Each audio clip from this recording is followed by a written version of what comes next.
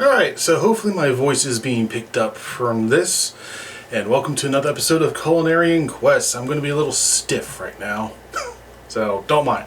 And if it looks like I'm looking over here, I'm looking at a mini monitor. So, today I'm doing a not-so-beef Wellington. I'm calling it that because it's not going to be exactly a beef Wellington. It's going to be in the same wheelhouse ish. I'm using a beef steak. A few moments later. Okay. I'm using a beef steak strip instead of an actual rounded beef flank or whatever I need to be using. But I am going to be wrapping it up, and I'm going to be using similar toppings and items for flavoring.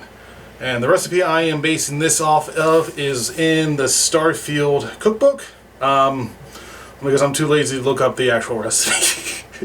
So, not Chef Gordon Ramsay approved, but hey, let's give it a shot, alright? Later. Okay, so, real quick, I did forget to do a list of ingredients for this. I'm sure a basic beef Wellington will be easy to look up, obviously, but I didn't do that, as I said before, and as I will be showing in the video shortly.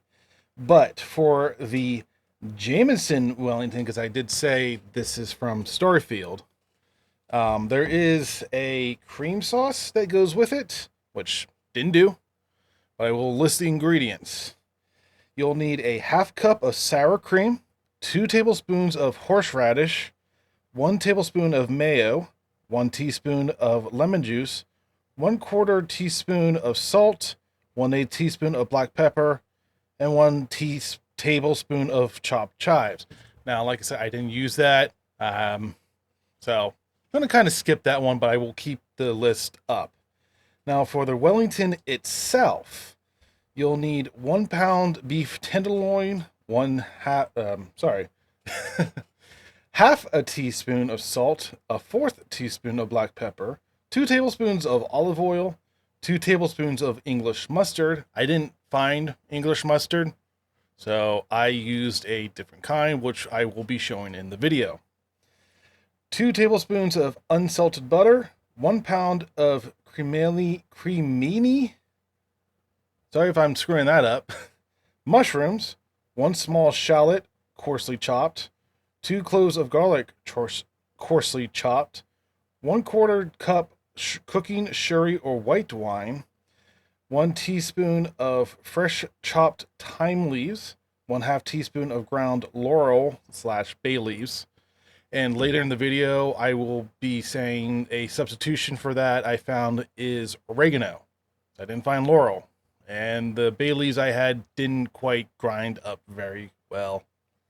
So, oregano works pretty well. 6 to 8 slices of prosciutto, flour for dusting, 1 7-ounce package of frozen puff pastry, thawed. Seems like an oxymoron. Frozen puff pastry, thawed. 1 egg, lightly beaten for washing, and coarse salt for finishing. So, with that in mind, that's the ingredients you'll need from this book for the Jameson Wellington. Enjoy. So, like I said earlier, I'm not doing the proper steak. I'm doing a strip steak. It's kind of shiny. Anyway, so not doing everything exactly as instructed for once. A little bit of an experiment, but I'm going to preheat our oven to about 400, and that's going to take a little bit of time. Now the book says to season everything and then let sit for 10-15 minutes. We're going to season it, but not going to let it sit for that long, to be honest.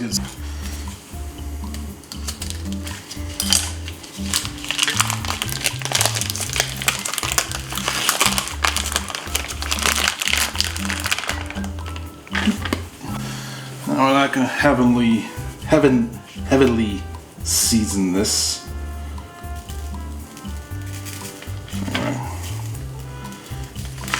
Get all sides though. Yep. Don't want to eat that.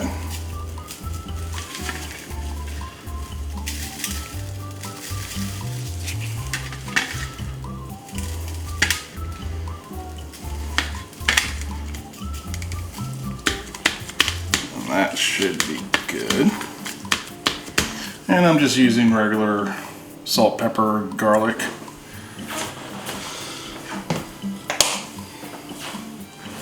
Now later on it says we gotta mince or grind some garlic, which is fine. So I like some garlic. And now it says for us to get a cast iron pot, or pan I should say. Oil it up, obviously. And it wants us to get it to smoking hot. Let me double check that. Gets in a skillet, heat olive oil over high heat. Once pan is sizzling hot, yeah, so we want it hot so we can sear our steak here. But I also don't want to be smoking. So turn this to, I'm going to say meat high. In the meantime, while that's warming up, we're going to take our food processor here. Food processor, shallot, garlic, and mushrooms. So it called for Culinarian mushrooms. I'm going to try these. I'm a big mushroom guy, so.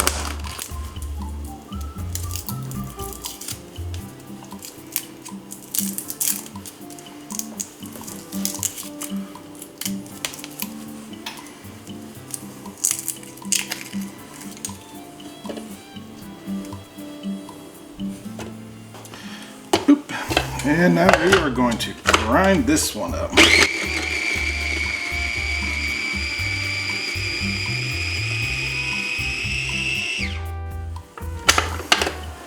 Like so.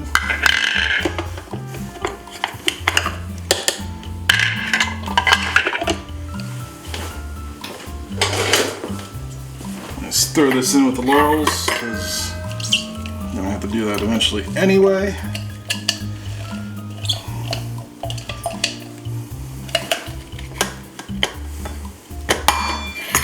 Move that to the side.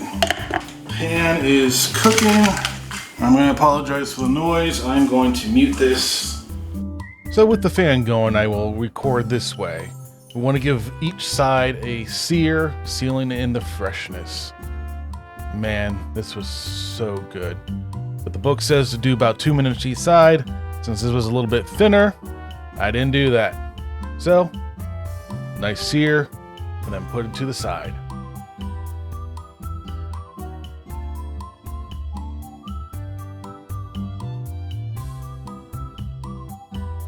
Once you move your steak to the side, in the same pan, put your butter and then your mushroom paste. I'm not sure exactly what it's called, but I call it the mushroom paste. So stick that in there and let sit for a very short amount of time. And as your mushrooms are evaporating the liquids within, this would be a good time to stick your mustard on. Now, I said I didn't find any English mustard, so I used honey Dijon mustard.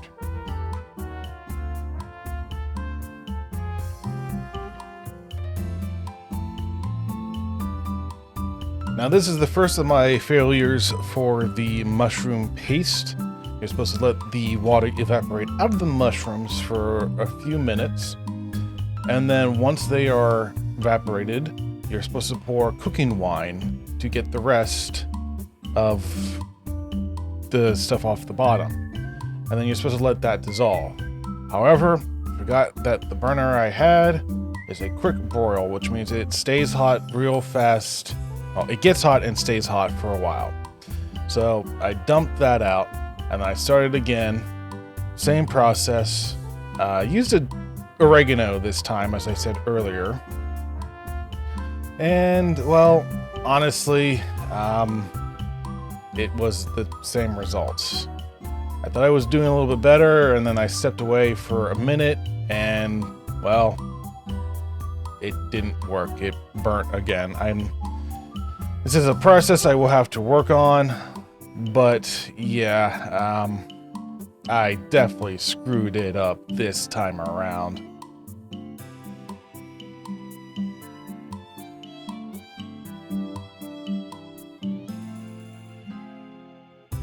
Alright, so since I burnt the freaking mushroom mixture twice now and I don't have any extra, we're gonna skip ahead a little bit. I'm gonna substitute it for onions. Yes, I know it's not ideal, but like I said, this was an experiment anyway. I think next time, I didn't leave the kitchen, so, but next time I will definitely do a better job of doing all this properly, as the book says. So now we're just going to cut to doing the pastry. Using Pillsbury Crescent dough sheet. Oop, oh, that popped out real easy. Usually I have to fight with this stupid thing, but this popped out. Alright. So, there. Let's get this unwrapped. Oh, fuck, you're gonna... Oh, where we go? Crap. Oh, man. This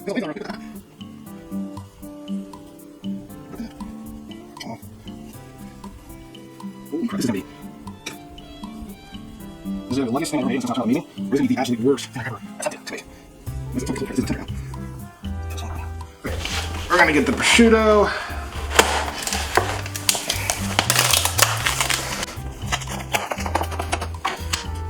And open it up a bit.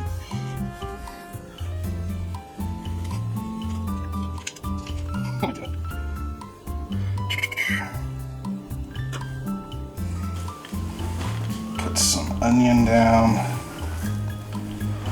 I normally this would be the mushroom, but like I said, okay. Now we put this. Just wrap the, well, let's get more onion on here. Wrap the prosciutto around as much as possible. That's what I didn't get my There's an open spot right there.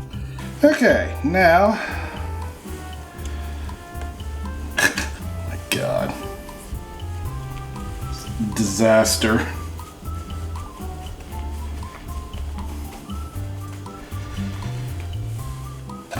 Do a quick egg wash.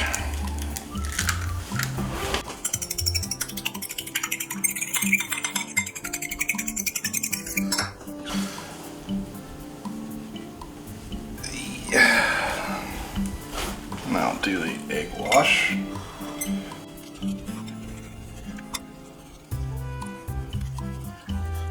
I think next time when I do this, I'm going to do a practice run by doing this off cam first and then recording. Yeah, this is this has been the most disastrous cook I've done so far.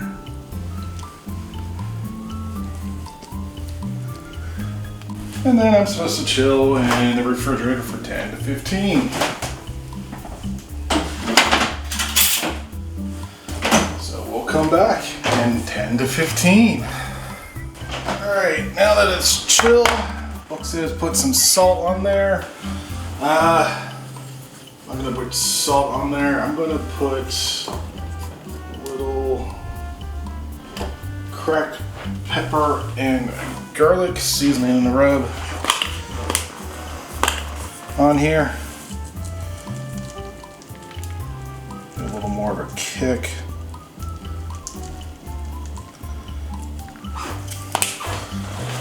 And then cook for about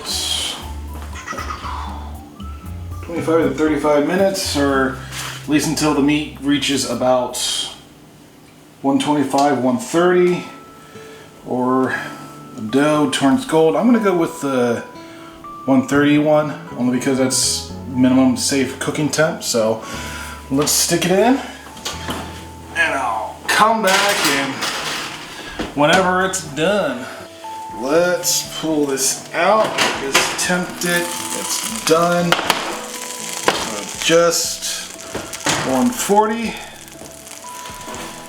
Now it says let it cool, but I want to see the color on this.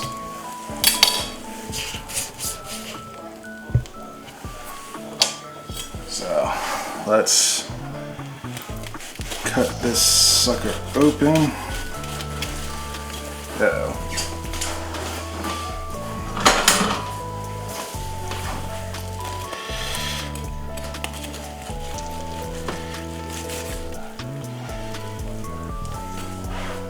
That's not too bad. So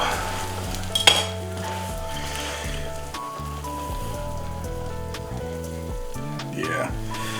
So yeah, not my greatest meal ever made, but it was worth the shot. Like I said, I will be working on this. I will try this again later and hopefully do a much better job. So thank you guys for listening and watching me utterly fail at this. Oh well. But thank you for watching, thank you for listening, and I'll talk to you later. See ya. So despite everything that went wrong with this, I mean the paste and the pastry itself, this meal actually turned out tasting incredible. The mustard was just right, the salt, pepper, garlic premix, I mean, it was pre-mixed already, so portion sizes aren't a problem. And the pastry itself, when cooked fully, was delicious. So like I said before, I will be doing this again, probably off screen first, and then doing it again, recording it. But yeah, so I mean, as much as I say it was a disaster making it, but flavor-wise, cut was perfect, the taste was perfect. I mean, couldn't ask for a better meal. So, like I said before, thank you for watching, thank you for listening, and I'll talk to you later. See ya.